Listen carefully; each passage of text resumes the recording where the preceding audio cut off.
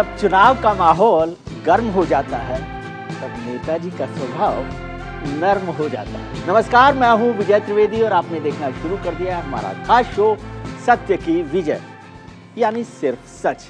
या ना किसी का एजेंडा है और ना ही हो हल्ला। 100% रिसर्च के आधार पर हम यहाँ सिर्फ सच दिखाते हैं। कर्नाटक के विकास को आगे बढ़ाना है। कर्नाटक में बीजेपी ने क्या काम किया? क्या काम किया? मैं आपसे पूछ रहा हूं। 40% कमीशन खाया। कांग्रेस का मतलब है कमीशन, कांग्रेस का मतलब है करप्शन।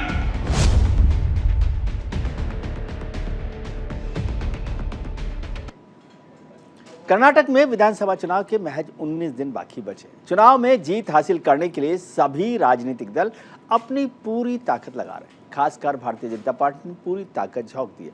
आज होम मिनिस्टर अमित शाह ने रोड शो कर शक्ति प्रदर्शन किया, तो वहीं भारतीय जनता पार्टी अध्यक्ष जेपी नड्डा ने जनसभा में कांग्रेस पर जमकर हमला बोला। नड्डा ने कहा कि कर्नाटक में कांग्रेस को मौका देने से राज्य का विकास यानी डेवलपमेंट रिवर्स गियर में चला जाएगा। दरअसल दक्षिण भारत में बीजेपी के सामने अपने इकलौते दुर्ग कर्नाटक की सत्ता को बचाए रखने की कड़ी चुनौती है, तो कांग्रेस के लिए वापसी का चैलेंज है।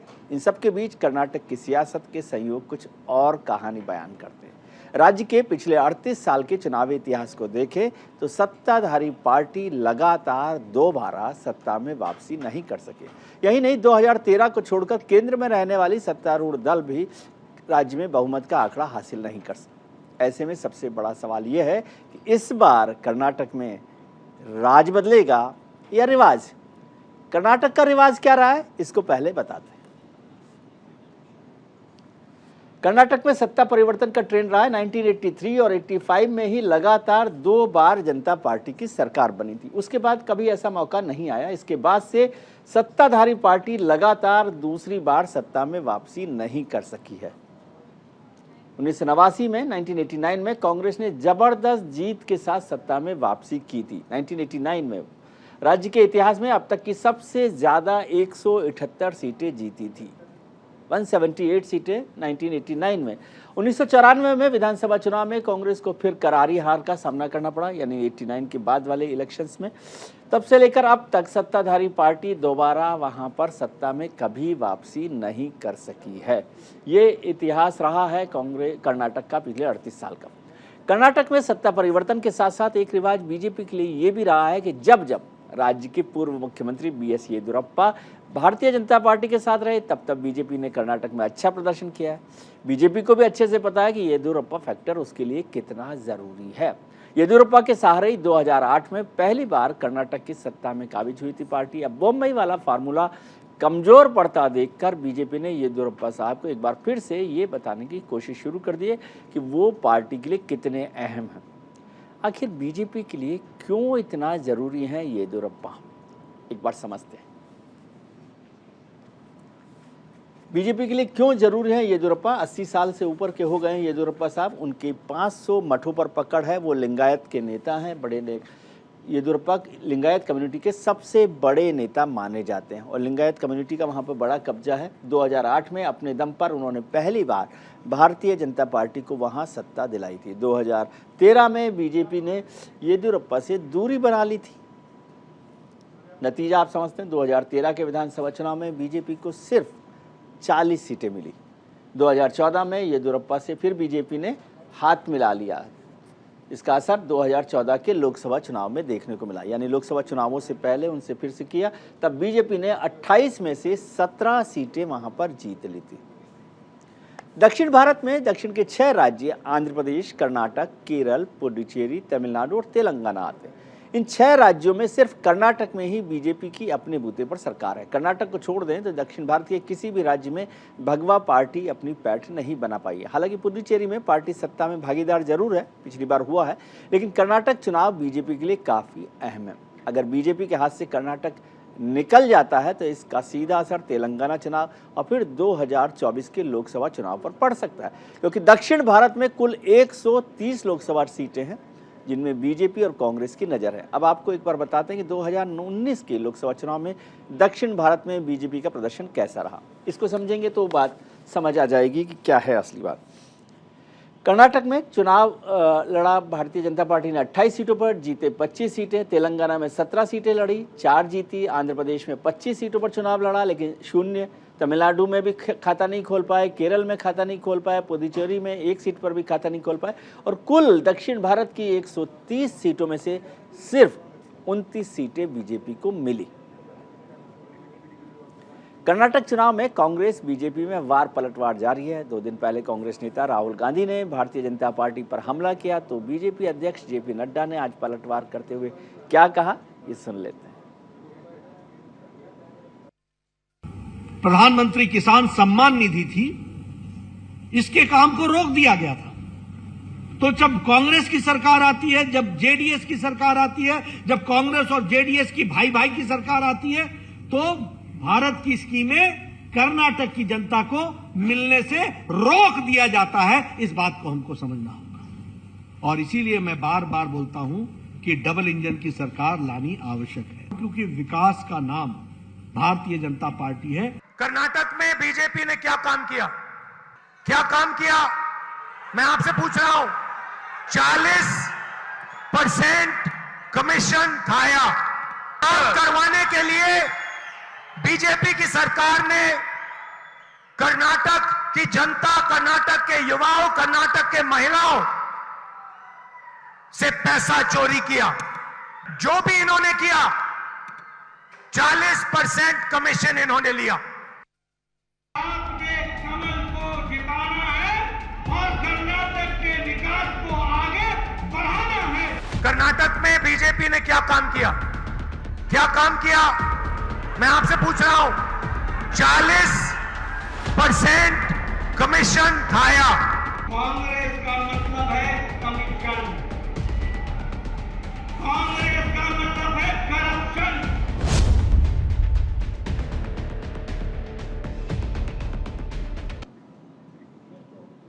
अगर 2024 के लोकसभा चुनावों में भारतीय जनता पार्टी को उत्तर भारत या पश्चिम भारत में कम सीटें मिलती हैं तो उन्हें फिर नए इलाकों से सीटें चाहिए होंगी। उसमें सबसे अहम है दक्षिण भारत, लेकिन इसके लिए बीजेपी को कड़ी मेहनत करनी पड़ेगी। वहां कांग्रेस का फोकस भी दक्षिण की लोकसभा सीटों पर है, इसलिए भारत जोड़ो यात्रा का रूट का फोकस भी दक्षिण भारत रहा, खासतौर से कर्नाटक में।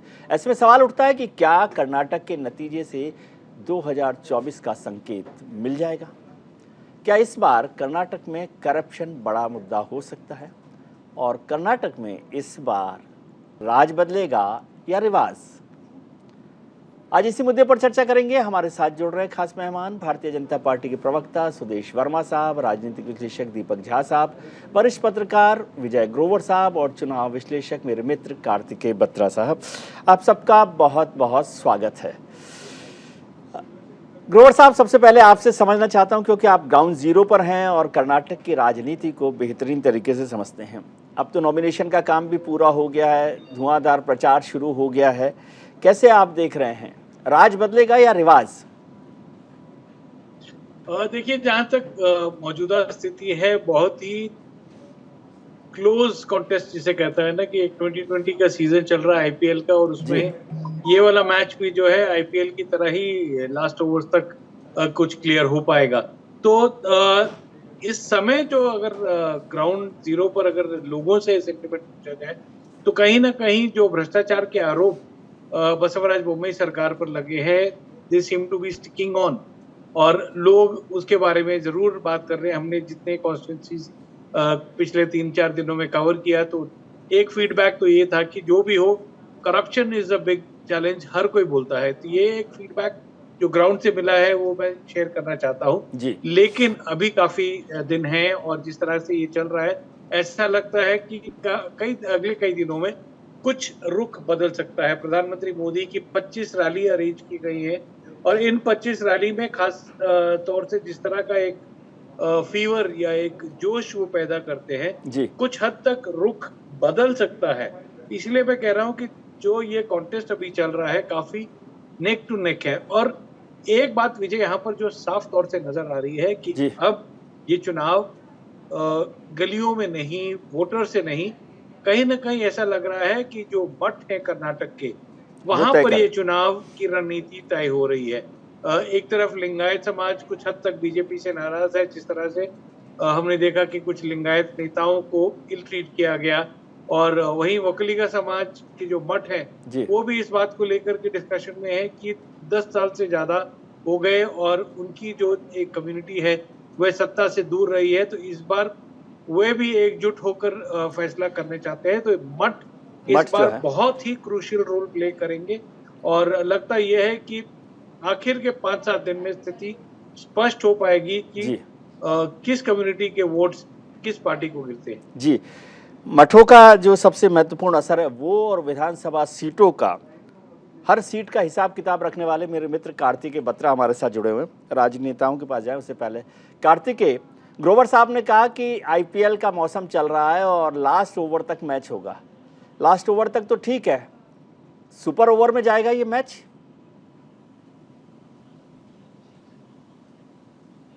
देखिए, इसकी भविष्यवाणी कर पाना तो मुश्किल है, लेकिन अगर हम जो ऑलरेडी हमारे पास डेटा है अगर वो देखें तो ये कह सकते हैं कि मुझे लगता है आज की तारीख में कांग्रेस आगे है, लेकिन हमने देखा है कि बीजेपी आखिरी दम तक चुनाव लड़ती है, और खास करके उनके एस हैं जो प्रधानमंत्री मोदी, वो काफी सारी रैलीज करेंगे। लेकिन something tells me Vijay ji that Karnataka is no other north Indian state.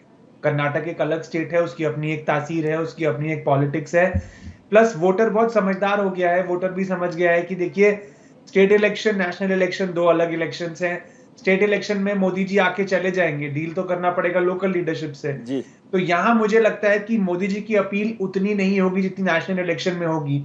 मैं इनफैक्ट इस बात से भी, आपकी जो इंट्रोडक्शन थी उसमें आपने कहा था इस चुनाव का असर अगले साल के राष्ट्रीय स्तर के चुनाव पर होगा। देखिए, बिल्कुल भी चौंकिएगा नहीं अगर आज की तारीख में कांग्रेस यहाँ जीत जाती है और अगले साल लोकसभा में फिर बीजेपी स्वीप कर जाती है कर्नाटक, क्योंकि ये कई राज्यों में हम देख रहे हैं जी।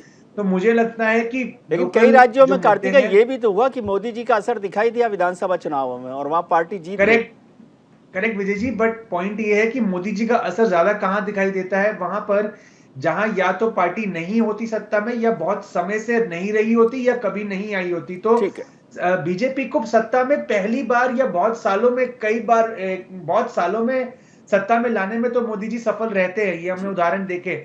लेकिन जब भी उनका कोई इनकम्बेंट चीफ मिनिस्टर टिकट पे होता है तो मोदी जी की अपील डाइल्यूट हो जाती है, क्योंकि वो जो वोट पड़ता है वो केवल मोदी जी को नहीं पड़ता, वो उस मुख्यमंत्री को भी पड़ता है और उनकी गवर्नेंस और उनके एमएलएस के लिए भी पड़ता है। और आज की तारीख में बीजेपी के अंदर जो कर्नाटक में भगदड़ है, ये तो वो स्थिति है जो कांग्रेस की स्थिति कई और राज्यों में है। तो इससे अंदाजा लगाया जा सकता है कि स्थिति वहां पर इस समय बीजेपी की इतनी अच्छी नहीं है, कांग्रेस की अच्छी है। ये बात सही है कि ओल्ड मैसूर इलाके में कांग्रेस और जेडीएस में जो कॉन्टेस्ट होगा उससे बहुत कुछ तय होगा अंत में, कि कांग्रेस क्या अपने बल पर सीटें सारी ला पाती है, या अंत में त्रिशंकु विधानसभा आती है जहां पे कांग्रेस को न्यूमेरिकल एज होता है त्रिशंकु विधानसभा में, लेकिन फिर कुछ भी हो सकता है। तो तब सुपर ओवर शायद खेला जा सकता है। लेकिन आज की तारीख में अगर मुझे कॉल करना होगा इलेक्शन, तो मुझे लगता है कि कांग्रेस एक बेटर पोजीशन में है। ठीक है, सुदेश वर्मा साहब, कार्तिकेय जी न्यूमेरिकल हिसाब किताब और जो समझ रहे हैं इलेक्टोरल हिस्ट्री, उससे कह रहे हैं कि कांग्रेस को एज है। ग्रोवर साहब कह रहे हैं कि लास्ट ओवर तक का मैच है वो ग्राउंड जीरो पर है। लेकिन ये दोनों लोग समझते ही नहीं भारतीय जनता पार्टी को। और चुनाव से क्या करना है आपको, सरकार आपको बनानी है ना, नतीजे वगैरह तो बाद में होते रहेंगे। विजय जी, आपके कटाक्ष जो है ना ठीक है, अच्छे हैं। सुनिए, देखिए जितने भी कैलकुलेशंस है ना, बीजेपी ने हमेशा प्रूव किया है जी। ये सारे कैलकुलेशन धरे के धरे रह जाएंगे जब चुनाव का नतीजा आ जाएगा जी। और आपने देखा कि अप्रैल के महीने में ही कुछ ओपिनियन पोल आए हैं जो हमें सिंगल लार्जेस्ट पार्टी बताते हैं, बहुत ट्रस्टेड ओपिनियन पोल्स आए हैं जी। और अभी तो 15 दिन का कैंपेन जो है, जैसा बता रहे थे, मोदी जी की रैली होनी है, मोदी जी का रोड शो होना है, तो आप समझिए उसके बाद क्या समा होगा जी। और जहां तक बात है तो देखिए कैलकुलेशन हर पार्टी करती है, कैलकुलेशन कांग्रेस भी करेगी, बीजेपी भी करेगी, जेडीएस भी करेगी। लेकिन जो केमिकल रिएक्शन होता है ना वोटर्स के साथ, वो जो मोदी जी एस्टेब्लिश कर चुके हैं वो किसी के पास नहीं है। तो निश्चित मान के चलिए हम लोग बहुत आश्वस्त हैं कि कर्नाटक में हम फिर दोबारा सत्ता में आएंगे लोगों का बड़ा भारी विश्वास है जी। डबल इंजन की सरकार पर, मोदी जी की विश्वसनीयता पर, तो हमें कोई डाउट नहीं है। डिबेट के लिए आप ये बोल सकते हैं। कार्तिकेय कह रहे थे कुछ भगदड़ चल रही है आजकल, सुना मैंने। भगदड़ चल रही है, क्या बताता है आपको?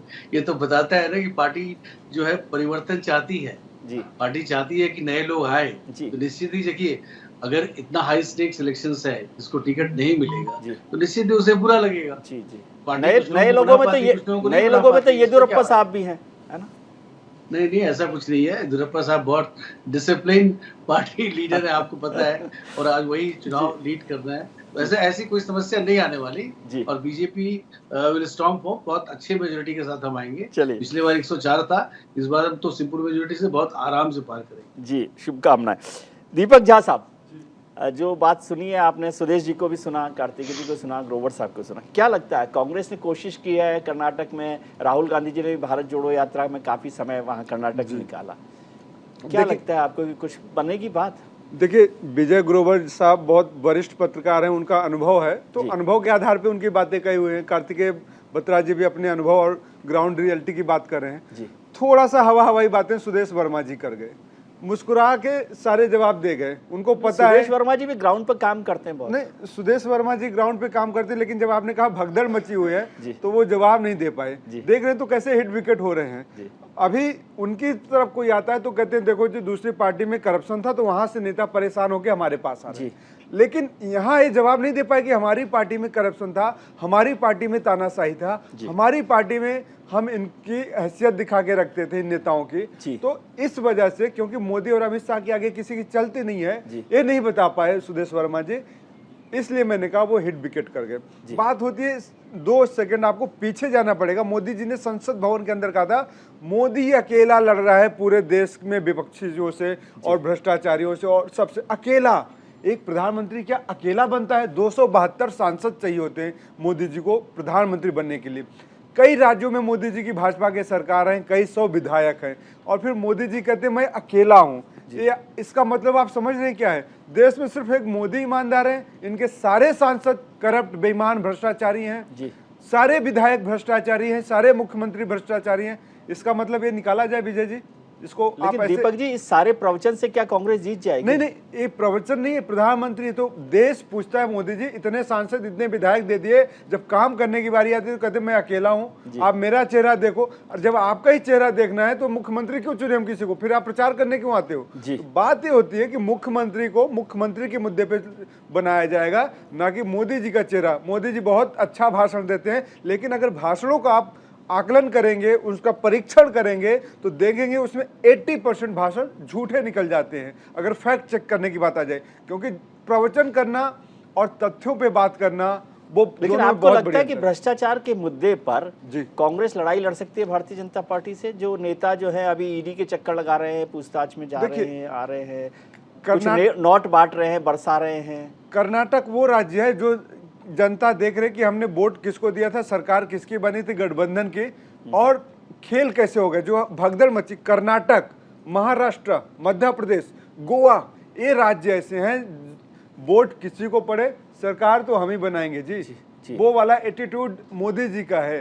सीबीआई जेडीएस के साथ आपने चुनाव लड़ा था कांग्रेस ने? नहीं, प्री पोल और पोस्ट पोल अलायंस तो बनता है ना, गठबंधन की सरकारें बनती ना चुनाव के बाद। तो चुनाव के बाद जेडीएस किसके साथ जाएगी, कांग्रेस किसके साथ जाएगी, ये उनका अपना एक स्वतंत्र मत हो सकता है। जनता ने चुन के दे दिया था। तो पोस्ट अलायंस बनाना कोई अपराध तो नहीं है, क्योंकि भाजपा ने तो तोड़ तोड़ के बनाए हैं। अगर हमने अपराध किया पोस्ट पोल तो भाजपा तो फिर महाअपराधी आप कह सकते हैं। तो इसलिए मैं कह रहा हूं जनता देख रही थी और जनता त्रस्त थी येदियुरप्पा के उन कारनामों से, रेड्डी ब्रदर्स के उन कारनामों से, और मोदी जी दूसरों के घर झांकते रह गए, खुद का घर नहीं देख पाए। तो कहते हैं कारवां तो लुट गया नीचे से। इसलिए मैं बोलूंगा कि कांग्रेस और कर्नाटक की जनता इस बार दोनों विजयी होंगे। कांग्रेस इसलिए विजयी होगी क्योंकि भाजपा को हराएगी, और कर्नाटक की जनता इसलिए विजयी होगी कि भाजपा को कहीं न घर का न घाट का छोड़ने वाली है। तो 5-10 सीटों में सिमटने वाले हैं सुदेश वर्मा जी, और इसके आगे क्या ही कहेंगे? सुदेश जी, आपकी टिप्पणी इस पे जरूरी बनती है। मैंने कहा क्या?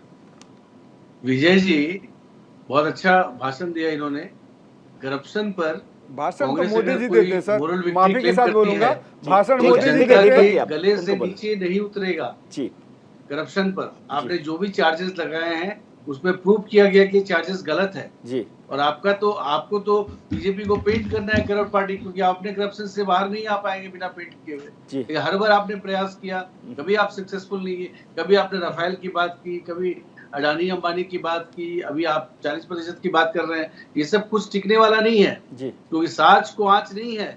इन्वेस्टिगेशन हुआ, सारी चीज पाए गए गलत था और उस पर हम पूरा डिबेट कर सकते हैं। तो ये आपके जो नेता हैं शिव कुमार जी, वो तो सीधे पाए गए भाई, रुपया बांट रहे थे लोगों को, कैमरे में दिखाया है वो। उसको आप करप्शन नहीं बोलेंगे कि आप अपने आप को साफ बोलेंगे, ऐसे तो नहीं चलेगा। और जिस एमएलए के पास कांग्रेस की जब सरकार थी, सुदेश जी, जिस एमएलए के पास पैसा मिला करोड़ों रुपया, उसको तो आपने एक्शन ले ही लिया है। नहीं, देखिए एक्शन लेना मतलब हमारा काम थोड़ी ना, एजेंसी अपना एक्शन लेगी। और देखिए इनके बारे में बोलना कर्नाटक के हर लोगों को पता है जी, ये किस तरह सरकार बनाया था ये भी पता है जी। और इस बार कर्नाटक की जनता को पता है, जितना बोलना है डिबेट आप कर सकते हैं, डिबेट ब्राउनी पॉइंट स्कोर कर सकते हैं जी, लेकिन आप तथ्यों पर अगर बात करेंगे तो आप कहीं खड़े नहीं हो पाएंगे कर्नाटक। लेकिन कंफर्टेबल है पार्टी आपको, लग रहा है जी? क्या बोले? कंफर्टेबल लग रही है पार्टी आपको? नहीं, बहुत कंफर्टेबल है भाई, बता रहा हूँ आपको। हम लोग बहुत जोरदार तरीके से जीतेंगे वहां पर जी। पिछले बार 104 सीट जीते थे ना जी, आपको याद है? देखिए मीडिया में अभी तो ये लोग जीतेंगे जी, कोई दिक्कत नहीं है। जैसे जैसे चुनाव नजदीक आएगा उसके बाद देखिएगा क्या नतीजा आता है। ऐसा समा बांध दिया जाएगा कि बीजेपी हार रही है, और अगर बीजेपी जीत जाएगी तो फिर वही ईवीएम पर ठिकरा फोड़ने का प्रयास करेंगे जी। ये सब तो इनका साइंटिफिक साजिश है इनका। जी जी जी, ये बहुत मजबूत पार्टी है सर वहां पर। ग्रोवर साहब, करप्शन क्या इशू हो सकता है कि नहीं हो सकता? क्योंकि दोनों पार्टीज में करप्शन को लेकर कोई बहुत साफ छवि तो नहीं है, ईमानदारी से देखे तो। देखिए विजय, यहाँ पे सबसे बड़ी जो चैलेंज है करप्शन है जी। क्योंकि जिस तरह के कैंपेन चल रहे थे, 40% सरकार कॉन्ट्रैक्टर्स ने जिस तरह के आरोप लगाए थे, पे सीएम का कैंपेनिंग चला था पेटीएम की तर्ज पर, और उस तरह से के बाद जिस तरह से बीबीएमपी जो बैंगलोर म्यूनिसिपल कॉर्पोरेशन में करप्शन के चार्जेस कितने आए वो भी सबने देखे हैं। तो इन सब के चलते हुए कांग्रेस इसको पूरी तरह से कैपिटलाइज नहीं कर पाई, क्योंकि खुद जो डीके शिव कुमार है जो कि प्रदेश अध्यक्ष है, उनके खिलाफ भी ईडी इंक्वायरी है, आईटी का प्रोब चल रहा है, डिस्प्रोपोर्शनेट एसेट का चल रहा है। तो ऐसे में कांग्रेस इसको ज्यादा भुना नहीं पाई, क्योंकि वे खुद एक स्ट्रॉन्ग प्लेटफॉर्म नहीं ले पाई थी। लेकिन लोग इस बात को जरूर ध्यान दे रहे हैं, जैसे कि अपने मैसूर सैनिक शॉप के जो चेयरपर्सन थे, जिनके घर से उनके बेटे के साथ कैश रिकवर हुआ करीब 8 करोड़ चुनाव से पहले। अभी भी जो हेब्बाल से कैंडिडेट चुने गए हैं, कट्टा सुब्रमण्य नायडू के बेटे, वो खुद करप्शन में जेल जाके आ चुके हैं, फिर उनको टिकट दिया लास्ट मोमेंट पर। तो इस तरह का जो एक संदेश जाता है वो कहीं ना कहीं लोगों के मन में सवाल पैदा करता है कि आखिर भ्रष्टाचार से लड़ने की बात प्रधानमंत्री करते हैं, बीजेपी कहती है कि वी आर क्लीन इमेज और क्लीन पार्टी, लेकिन जब कैंडिडेट्स इस तरह के होते हैं जिनके ऊपर की सरासर कार्रवाई भी हो चुकी है। मैं आपसे समझना चाहता हूँ कि क्या करप्शन इशू है कर्नाटक में, या यहाँ दिल्ली में बैठकर या डिस्कशन के लिए बिल्कुल है, क्योंकि आम आदमी को इस इशू से झेलना पड़ रहा है। भले पेंशन लेने को, अगर आपको मीडिया रिपोर्ट्स आपने देखी हो तो 10 दिन पहले ही एक पूरा स्कैम निकला, जिसमें कि 27-28 साल के जो युवा थे उनको ओल्ड एज पेंशन मिल रही थी। तो ये किस तरह से ये सब हो रहा था, और ये संख्या हजारों में थी जी अक्रॉस द स्टेट, जहाँ एक नेक्सस था, कोटरी थी पूरी, जो मतलब जो वृद्धावस्था में नहीं है उनके नाम पे पेंशन है, जो विडोज हैं, जो विडो नहीं भी थी उनको भी पेंशन मिल रही थी। तो ये इस तरह की जो करप्शन, जो एक सिस्टमैटिक करप्शन है जो कि कॉन्ट्रैक्टर्स ने इतने हाईलाइट करके दिखाई थी, वो एक बहुत बड़ा सवाल है। भले सिर्फ एक आदमी को इसका खामियाजा भुगतना पड़ा, वो है केस इशू, क्योंकि उनका नाम लेकर एक कॉन्ट्रैक्टर ने आत्महत्या की थी पिछले अक्टूबर में जी। तो उनको टिकट नहीं दिया गया, एक संकेत देते हुए। लेकिन अदरवाइज ये एक जरूर एक काफी महत्वपूर्ण मुद्दा है, भले ही पार्टीज इसको न इनकाश करती हो, लेकिन लोगों के सेंटिमेंट में जरूर दिमाग में है ये बात। विकास को आगे बढ़ाना है। कर्नाटक में बीजेपी ने क्या काम किया? क्या काम किया? मैं आपसे पूछ रहा हूं। 40% कमीशन खाया। कांग्रेस का मतलब है कमीशन, कांग्रेस का मतलब है करप्शन।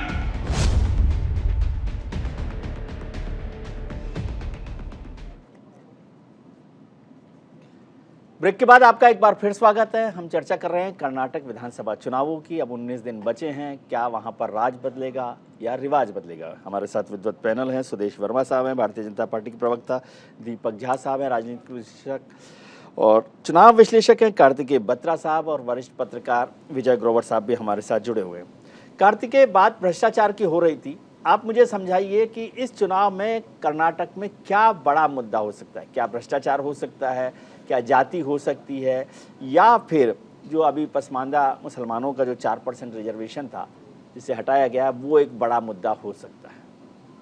क्या कहती है आपकी गणित?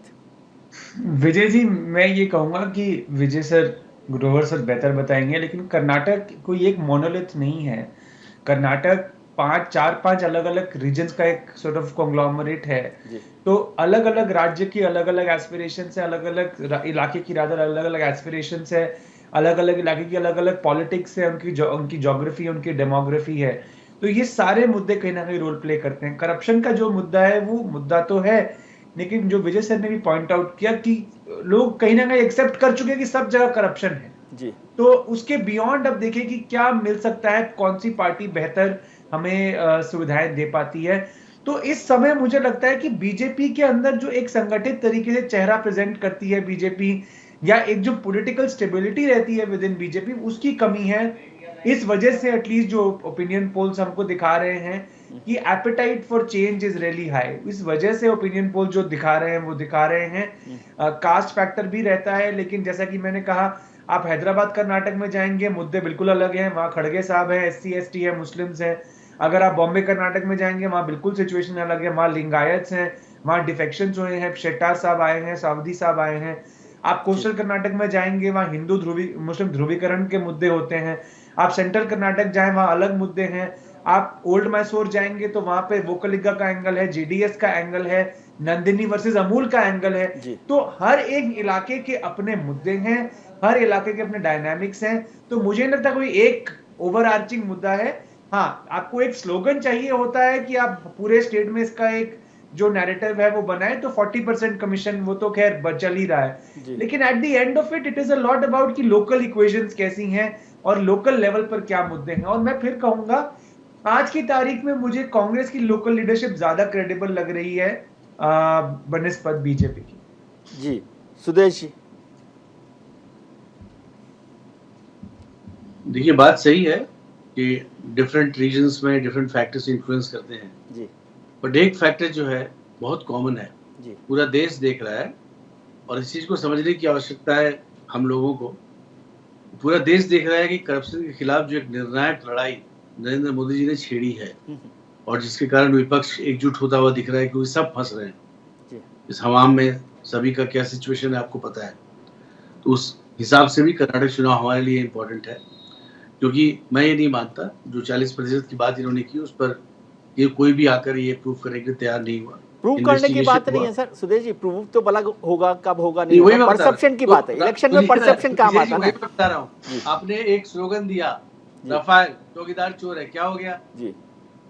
आपने कुछ और स्लोगन दे दिया, क्या हो गया? ये मुद्दों को पकड़ने का प्रयास कर रहे हैं जी, और इन्होंने पकड़ा है, ये मुद्दा भी खत्म हो जाएगा, क्योंकि लोगों को पता है, जो कार्यकर्ता है उसको पता है कि क्या हो रहा है क्या नहीं हो रहा है। एक इंप्रेशन क्रिएट करने से अगर आप चुनाव जीत जाते तो बहुत पहले जीत जाते। आपने तो गुजरात में ये बोला था, मौत का सौदागर बोल दिया था, क्या फर्क पड़ता है? आपको जो पॉलिटिकल स्लोगन लेना है आप ले लीजिए, एक चुनाव का मामला है ये और कुछ नहीं होने वाला। और ये करप्शन के खिलाफ निर्णायक लड़ाई, चाहे वो बीजेपी का हो, आपने देखा बीजेपी में जितने भी लोग थे बहुत के खिलाफ एक्शन लिया गया। सबसे पहले तो हमने डिमांड किया था, जिसकी बात कर रहे थे वो, कि नहीं इनके खिलाफ एक्शन लीजिए, उनको निकाला गया। परसेप्शन को आपसे ज्यादा बेहतर तरीके से कौन समझता है? बोफोर्स पर आपने चुनाव जीत लिया, 2G पर आपने चुनाव जीत लिया, और वो एस्टैब्लिश्ड फैक्ट था ना, बोफोर्स पर एस्टैब्लिश्ड फैक्ट था। अगर राजीव गांधी जी जिंदा होते सर, उसमें तो क्लीन चिट मिल गई ना आज सामने आता जी। वो केस बंद हुआ क्योंकि राजीव गांधी जी नहीं रहे, तो हम लोग का एक सिस्टम है कि हम लोग फिर केस को बंद कर दिए जी। तो ये बोफोर्स तो एक हकीकत था ना, विश्वनाथ प्रताप सिंह यूं ही तो नहीं एक मूवमेंट छेड़ दिए थे, हम सब उसके पार्ट बने थे। तो ऐसा कोई मुद्दा इनके पास तो है नहीं, निकाले ना, इतना तो 8 साल हो गया सरकार को, निकाले कुछ है तो कुछ भी नहीं है एक्चुअली इनके पास कुछ। इंप्रेशन बनाने से थोड़ी ना हो जाता है, करप्ट हो जाती है कोई पार्टी। और मोदी जी ने तो तथ्यों के साथ बताया है कि कौन करप्ट है कौन नहीं है। देखिए ईडीए के छापे जो पड़ रहे हैं, क्या उसमें नहीं मिल रहा है पैसा, बताइए। क्या लैंड फॉर जॉब स्कैम नहीं हुआ बिहार में, ये बताइए। इतनी बारी संपत्ति कहां से, इसका कोई जवाब नहीं है। उसमें बोलेंगे वेंडेटा पॉलिटिक्स कर रहे हैं। नॉर्थ ईस्ट में क्या हुआ बताइए, बीजेपी कैसे आ गई बताइए, बीजेपी तो नहीं थी वहां पर। कर्नाटक में तो फिर भी हम हैं, सिंगल लार्जेस्ट पार्टी रहे हैं 3 बार से। तो हम तो बहुत आश्वस्त हैं। ये सब जो है मिथ जो है सारे मिथ कटेंगे और बीजेपी बहुत आश्वस्त है। अभी मोदी जी का होने दीजिए, फिर हम लोग, आपका भी ओपिनियन बदलेगा, आपके पॉलिटिकल एनालिस्ट है उनका भी ओपिनियन बदलेगा। जी विजय ग्रोवर साहब, 2 बातें आपसे समझना चाहता हूं। जो करप्शन पर सुदेश जी ने जिक्र किया कि उस तरह से बात नहीं है, केवल ऐसी हवा हवाई है। और एक बात और समझना चाहता हूं जो दीपक जी से समझता, लेकिन मैं आपसे समझना चाहता हूं कि मल्लिकार्जुन खड़गे कांग्रेस के राष्ट्रीय अध्यक्ष हैं, उनका इस चुनाव से आप कैसे देखते हैं, कितना असर वो डालेंगे? विजय, करप्शन एक बहुत बड़ा इशू है, हम पहले भी बात कह चुके हैं। और मैंने जो कहा है, और सुदेश अच्छी तरीके से जानते हैं मेरा वर्किंग स्टाइल, कि मैं खुद जमीन पर जाके ही जो फीडबैक मिलता है उसको ही मैं तथ्य मानकर अपना बयान रखता हूँ। तो करप्शन सर्टेनली एक बहुत बड़ा इशू है, क्योंकि इसका असर कहीं ना कहीं सबके ऊपर पड़ रहा है आम समाज में, क्योंकि coupled with inflation, coupled with other issues, ये एक बहुत बड़ा एक चैलेंज है आम आदमी जिसको भी जिंदगी बसर कर रही है। पॉलिटिकल पार्टीज, मैंने जैसे कहा कि कांग्रेस विफल रही है इसको इतने बड़े लेवल पे यहाँ पर हाईलाइट करने में। राहुल गांधी भले ही 40% की बात करते हो, लेकिन डीके शिव कुमार कभी इसको एक मुद्दा नहीं बना सकते, क्योंकि वह खुद उनके ऊपर जिस तरह के आरोप है। तो ये चीज जो है, ये एक संकेत है कि क्रॉस पार्टीज कर्नाटक में, और ये चीज रहा है कि इस तरह की एक systematic corruption part of the system रही है पॉलिटिकल उसमें। तो ये चीज जो है ये दिखती भी है, क्योंकि आप हैरान होंगे कि इस बार के जो एफिडेविट्स डिक्लेयर किए गए हैं, हर एक राजनेता, खास करके जितने भी टॉप नेम्स हैं, कोई भी 300-400 करोड़ 500 करोड़ से कम की संपत्ति डिक्लेयर नहीं कर रहा है। इसका संकेत, क्योंकि लोग बैकग्राउंड जानते हैं, हम लोग जैसे कि जानते हैं कई नेताओं के बैकग्राउंड की, कहां से उनका राजनीतिक करियर स्टार्ट हुआ था, क्या उनकी गाड़ियां होती थी, क्या हालात होते थे और क्या है। तो ये कुछ इसमें छुपा नहीं है और दबा नहीं है, न केवल जर्नलिस्ट से बल्कि अदर लोगों से भी। रही बात मल्लिकार्जुन खड़गे की, खड़गे के लिए ये एक बहुत अहम चुनाव है, फॉर द सिंपल रीजन कि कांग्रेस प्रेसिडेंट बनने के बाद अपने होम स्टेट में उनको अपना डिस्ट्रिक्ट सबसे पहले बचाना एक बहुत बड़ी चुनौती होगी। आपको याद होगा कि 2019 में उनको खुद जिस तरह से बीजेपी ने कलबुर्गी डिस्ट्रिक्ट में उनको घेरा था और हराया था, तो उसके बाद एक बहुत बड़ा चैलेंज है उनके लिए इस बार उस इमेज को, उस छवि को तोड़ पाना।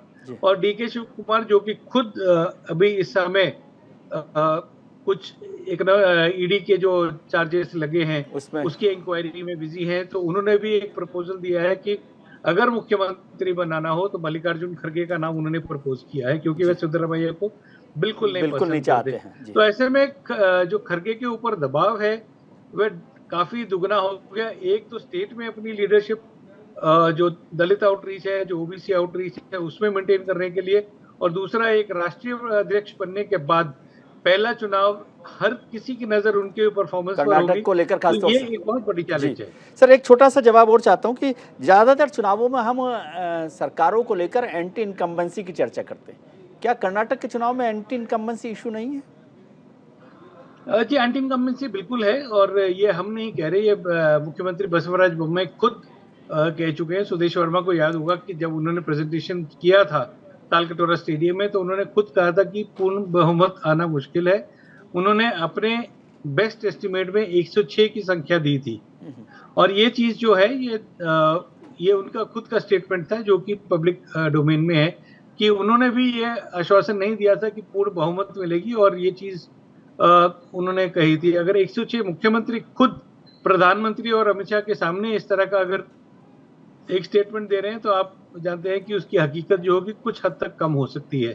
तो इसीलिए ये कहा जा रहा है, जिस तरह से एचडी कुमारस्वामी ने भी कहा कि मुझे बीजेपी से ऑलरेडी फीलर्स आ चुके हैं, मुझे कांग्रेस से भी फीलर्स आ चुके हैं। तो कहीं ना कहीं हर राजनीतिक दल जानता है कि जिस तरह से पिछले चुनाव में एक गठजोड़ की सरकार बनानी पड़ी थी, एक गठबंधन बनाना पड़ा था, इस बार भी शायद उसकी जरूरत पड़ सकती है। और माना यह जा रहा है और मैं ये कह सकता हूं कि बीजेपी को जेडीएस के साथ हाथ मिलाकर सरकार बनाने में शायद कोई आपत्ति नहीं होगी इस बार, जिस तरह की पिछली बार थी। लेकिन इस बार शायद दोनों पार्टी ये चाहेंगे कि वह सत्ता में जरूर रहे। जी दीपक जी, दो महत्वपूर्ण बातें विजय जी ने भी बात किया कि मल्लिकार्जुन खड़गे साहब की स्टेट भी है, वो राष्ट्रीय अध्यक्ष भी अब हो गए हैं। ये अलग बात है कि आपने पिछली बार उनको चीफ मिनिस्टर भी नहीं बनाया था, फिर वहाँ से बाहर भेज दिया गया और फिर वो आ गए दिल्ली में और राष्ट्रीय अध्यक्ष हो गए। लेकिन उनका राष्ट्रीय अध्यक्ष होना एक महत्वपूर्ण बात है, उनके नेतृत्व में पहली बार अपने राज्य में चुनाव हो रहा है। दूसरा, राहुल गांधी जी की भारत जोड़ो यात्रा भी बड़े दिन तक वहाँ रही है। क्या आपको लगता है कि उसका कोई असर होगा और ये दोनों की प्रतिष्ठा से जुड़ा हुआ चुनाव है? देखिए बिल्कुल होगा। एक तो जनमानस का लगाव, झुकाव कि हमारे कांग्रेस के अध्यक्ष हमारे राज्य से, गृह राज्य से हैं, तो वो एक लगाव उस राज्य का बेटा होने की वजह से मल्लिकार्जुन खड़गे जी को बहुत फायदा मिलेगा। दूसरी बात मैं कहना चाहूँगा, भाजपा के परिप्रेक्ष्य में जो विजय जी ने बात बोली है, बिल्कुल सही बात बोली है कि भाजपा चाहेगी कि जेडीएस उनके साथ चले जाएं। क्यों? भाजपा जब पीडीएफ के साथ सरकार बना सकती है, अजीत पवार के साथ सरकार बना सकती है, तो जेडीएस तो फिर बहुत उनसे वो वाली बात है ना इनके लिए। तो देशद्रोही जिनको कहते थे कल तक कि गद्दार हैं, देशद्रोही हैं, तो उनके साथ गले मिल सकते हैं, तो इनके लिए कोई वो बड़ी बात नहीं। मैं बात ये करूंगा कि सुदेश, कांग्रेस जेडीएस के साथ नहीं जाएगी ऐसा कह रहे हैं? मैंने कहा भाजपा किसी के साथ भी जा सकती है। वो पीडीपी महबूबा मुफ्ती के साथ अगर जा सकती है, रात 4 बजे। महबूबा मुफ्ती भी तो चुनी हुई पार्टी की नेता है। बिल्कुल यही तो मैं कहना चाह रहा हूँ। जो इस देश में चुना हुआ व्यक्ति है वो संवैधानिक व्यक्ति है, देश की जनता ने चुना हुआ, लेकिन भाजपा इसको मानती नहीं ना। भाजपा उनको देशद्रोही कहती है क्योंकि वो भाजपा से सवाल करते हैं। जो सवेरे 4 बजे जाके शपथ ले सकते हैं, जिनके साथ कंधे में कंधा डाल के, जिनको 2 महीने पहले तक ईडी सीबीआई का केस लगाते थे और 4 बजे पेपर साइन कर देते कि भैया अजीत पवार के ऊपर से सारे केसेस माफ कर दिए जाते, तो ये वो भाजपा है। आप भाजपा के चरित्र को समझिएगा, व्यक्ति कौन है उसके चरित्र में मत जाइएगा, भाजपा के चरित्र को समझना बहुत बड़ी बात है। सुदेश वर्मा जी काफी संभ्रांत व्यक्तित्व के धनी हैं, यहाँ सुन रहे हैं बड़े आराम से, नहीं तो दूसरा नेता इनका भाजपा का होता, राम मंदिर, हिंदू मुसलमान, गाय गौ हत्या, वो सारे चीजों को ले आता और हमारी आपकी सार्थक बात का मटिया मेट कर चुका होता। तो मैं इनको धन्यवाद देता हूँ इनके पेशेंस के लिए, सुनने के लिए। दूसरी बात मैं कहता हूँ, भाजपा नए जुगनुओं को निचोड़ा जा रहा है अभी। हाँ जी, आ रहे हैं जी। जुगनुओं को निचोड़ा जा रहा है और नए सूरज निकाले जा रहे हैं। तो भाजपा वही कर रही है कि जो इस देश का तंत्र है उसको खत्म किया जा रहा है और कह रही है कि देखो ना 2014 से पहले ना सिस्टम था, ना इको फ्रेंडली था, ना इंडिया था, ना हिंदुस्तान था। नया सूरज मैं लाके दूंगा, नया चांद मैं लाके दूंगा। ये नया भारत है, मोदी जी का भारत है, जिसमें ना रोजगार होगा, जिसमें ना शिक्षा होगी, जिसमें सिर्फ आप नारे लगाएंगे, अंधभक्ति करेंगे, मोदी के खिलाफ बात करेंगे, तो आप देशद्रोही कहला दिए जाएंगे। सुदेश जी से मैं पूछूंगा कि आप मुद्दे पे चुनाव लड़िए ना, मैं तो मुद्दे गिना रहा हूँ, कांग्रेस पार्टी मुद्दे गिना रही है, आप भ्रष्टाचार पे बात करिए, रोजगार पे बात करिए, वो तो अपनी बात कर रहे हैं ना, आपके हिसाब से बात थोड़ी करेंगे, वो अपने मुद्दे गिना रहे हैं, है ना। लेकिन दीपक जी, एक बात की मैं तारीफ करूंगा राजनीतिक दलों की कि वो सभी विशाल हृदय होते हैं जी। सुदेश जी महबूबा के साथ सरकार बनाते हैं और आप शिवसेना के साथ, है ना। लेकिन ये तो तारीफ की बात है दोनों के लिए। नहीं, मैं ठीक है सुदेश जी, अब आप जवाब देना चाहते हैं? जी जी, जी। 10 सेकंड देखिए, शिवसेना के साथ 10 सेकंड सर, शिवसेना के साथ सरकार इसलिए बनी क्योंकि शिवसेना ने बीजेपी के साथ जाने से मना कर दिया। शिवसेना ने कहा भाजपा ने उनकी पीठ में छुरा भोंका है। ठीक है, कोई बात नहीं, मैंने तो तारीफ ही की है सर, बिल्कुल। तो उस तारीफ का हमें भी जो भाजपा का साथ छोड़ सकता है जी। पहली बात तो विजय जी, इस सार्थक डिबेट के लिए हमें धन्यवाद दे दीजिए, विजय जी को दीजिए। नहीं, बिल्कुल आप धन्यवाद के काबिल है सुदेश जी। मैं तो कह रहा हूँ पहली बार भाजपा का प्रवक्ता है, इतना संभ्रांत प्रवक्ता मिला है मेरे को, मुझे बात करने में कोई गुरेज नहीं है, इनको तारीफ लेना चाहिए। दीपक जी, अब आपने बोल लिया, आप मुझे सुन ले जी। सर मैं तो तारीफ कर रहा हूँ। आप शिवसेना को पानी पी पी के गाली देते थे, कॉमनल फोर्सेस में सबसे आगे बोलते थे, आप अलायंस कर लीजिए, कोई दिक्कत नहीं है, आपकी आइडियोलॉजी के हो गए हैं सर। देखिए, देश हित में आपको खुश होना चाहिए कि हम ठीक है, शिवसेना के साथ दीपक जी, गए क्योंकि प्लीज, शिवसेना देशभक्त पार्टी दीपक जी, थे। प्लीज। विजय जी के डिबेट शो दीपक को जी, खराब प्लीज। नहीं कीजिए ना, जी। मेरी बात भी सुन लीजिए, आपने पूरा बोला, मैं सुना। माफी। देखिए, जी आप मान के चलिए कि देश हित में जो भी डिसीजन लेने पड़ेंगे भाजपा लेगी, चाहे वो महबूबा जी के जाने वाला डिसीजन हो, चाहे वो किसी के साथ। आप भी देश हित में, तो मैं अपील करूंगा कि बीजेपी के पॉलिसीज का समर्थन करिए और पॉलिसी पर डिबेट करिए। तो झूठ मूठ का एक आवरण फैलाने से कुछ नहीं मिलने वाला। तो देश की जनता बहुत मैच्योर्ड है, उनको बेवकूफ नहीं समझिए आप। हर बार उसने प्रूव किया है कि they are more matured than leaders, और उन पर भरोसा रखिए। और मोदी जी से यही चीज सीखिए कि मोदी जी जनता पर भरोसा करते हैं। आप मोदी जी को जितना गाली आप लोगों ने दिया है, किसी प्रधानमंत्री को किसी ने नहीं दिया होगा, उसके बाद भी मोदी जी आपका जवाब नहीं देते। वो जनता से बात करते हैं, क्योंकि उन्हें भरोसा है कि जनता के लिए उन्होंने जो किया है, जनता उनको सराहती है, उनको मैंडेट देती रहती है। और मैं तो इसलिए सुनना चाहता था कि आपके चार्जेस क्या है। कोई चार्ज नहीं है आपका, कोई करप्शन में तो आप आपके बारे में क्या बोला जाए। आप हमें पेंट करने का प्रयास इसलिए कर रहे हैं कि आप लोगों को बता रहे हैं बीजेपी भी करप्ट है, कि मैं ऐसा नहीं मानता। और करप्शन की जो लड़ाई है, बीजेपी में अगर कोई करप्ट है उसके खिलाफ भी होगा। नरेंद्र मोदी जी किसी को नहीं छोड़ने वाले हैं। तो ये जो समुद्र मंथन है ना, इसमें जो जहर निकलेगा अपने लोगों को भी बहुत डसेगा। चिंता मत करिए, ये आप मत सोचिए कि बीजेपी वाले बच जाएंगे करप्ट है तो सबके सब फंसेंगे। ये ऐसा काल आ चुका है। जी विजय ठीक है। सर 10 सेकंड बोल दो, इजाजत हो तो। समुद्र मंथन के बाद जो अमृत निकला था ना, राहु केतु नाम के 2 राक्षस थे, वो चुरा के उसको पान किए थे तो उनका गला अलग हो गया था। तो भाजपा वो राहु और केतु है। मैं आपको बता रहा हूँ, मुद्दों की ही बात कर रहे हैं हम, पॉलिसी की बात कर रहे हैं। आप ये बताने को तैयार नहीं है संसद भवन में कि 20,000 करोड़ सेठ के पास पैसा कहाँ से गया, मोटा सेठ के पास। अरे आप नहीं बताते, पार्लियामेंट आप चलने नहीं देते हैं, मुद्दों की बात आप करते हैं। तो कहते हैं सर, एक कहावत है, सूप बोले तो बोले चलनी क्या बोले, जिसमें 72 थे। तो भाजपा जब ऐसी बात करती है, कार्तिकेय जी, ठीक है, बात हो गई, दोनों की बात हो गई। जी कार्तिकेय जी, ये समझाइए भैया, क्या मुद्दा क्या है आपको समझ में आया कि कर्नाटक में क्या बड़ा मुद्दा है जिस पे चुनाव लड़ा जा रहा है? विजय जी, बड़े मुद्दों से तो कांग्रेस पे नहीं लड़ना चाहेगी चुनाव जी।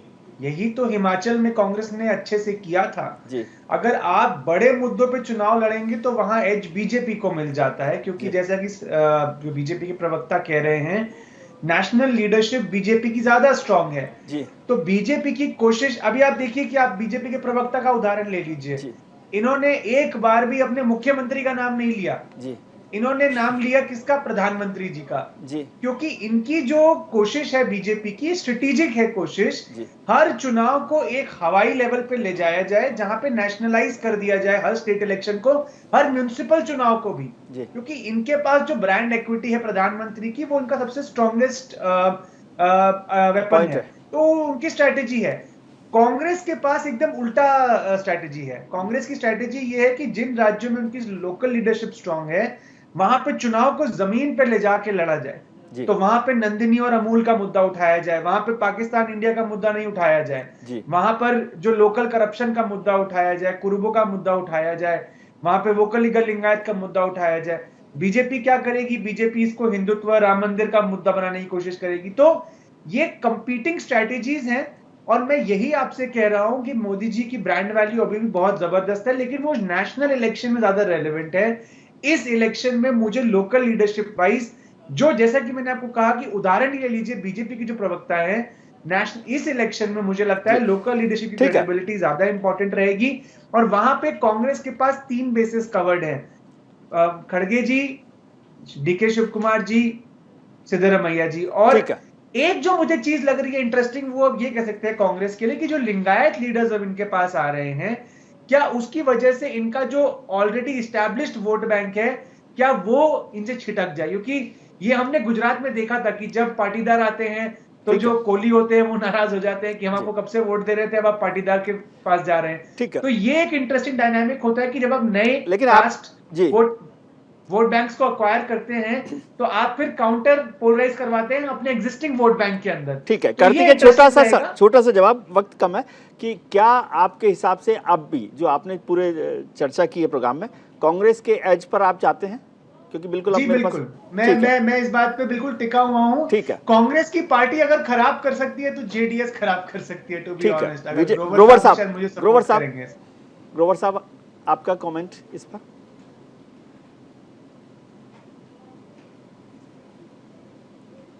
अनम्यूट कर लीजिए सर अपने को।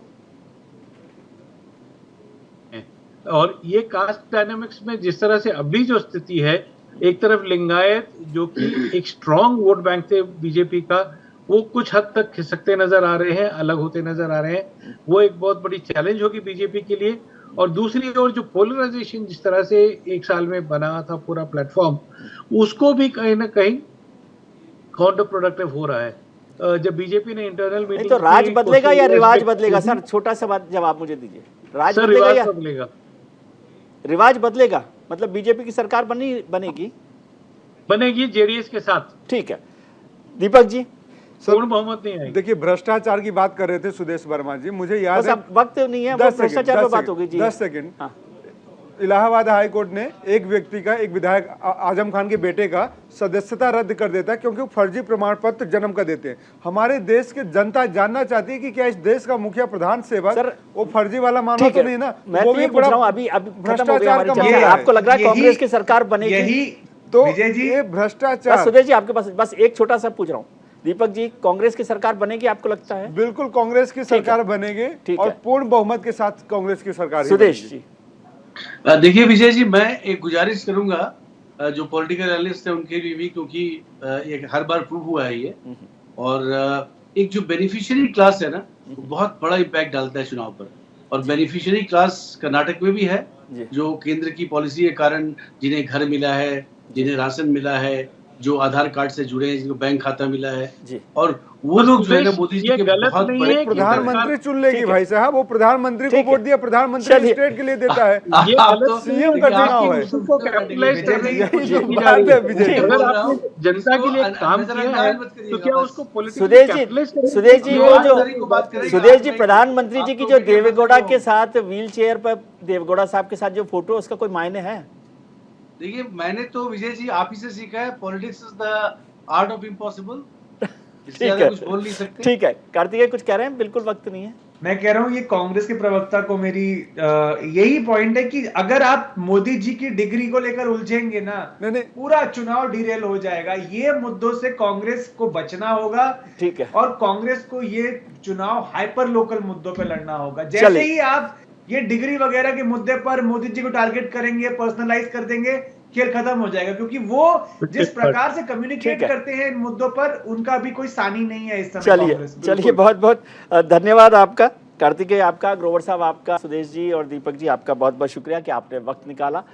आज हमने शो की शुरुआत में आपसे एक सवाल पूछा था कि क्या कर्नाटक के नतीजों से 2024 का संकेत मिल सकता है।